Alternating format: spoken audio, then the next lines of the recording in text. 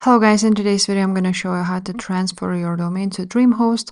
So for example, you are using like GoDaddy domain, like this one for me, and you want to transfer it to DreamHost and basically just use DreamHost for your hosting and for your domain registration. So what you want to do is go ahead to manage websites here and click transfer registration.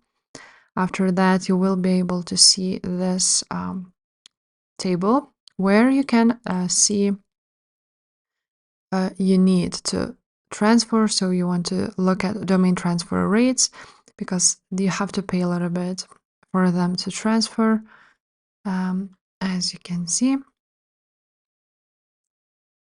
And now, as you can see, my domain extension is online, so the transfer is $30.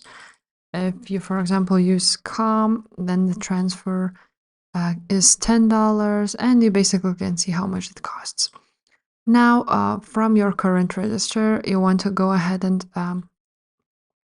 find your EPP or further authorization code and remove any transfer lock on the domain. So let's go to GoDaddy now, and I'm going to show you where to find this EPP code. So now once you are on your domain provider, so I'm on GoDaddy, here on domain settings, I can find transfer. So we want to turn this off as it is, domain lock, so it's off. And now we want to click transfer to another register. And now you want to go ahead and continue, basically read everything here. And here will be your, click here to see authorization code, and they also send to your email. So click here to get that authorization code. And now you'll go back here on transfers. So start the transfer.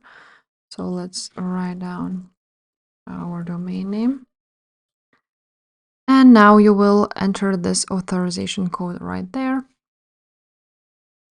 And once you have entered it, just scroll down and basically enter all your sensitive information right there at the top. And now for the name servers, you want to use DreamHosts and then click continue.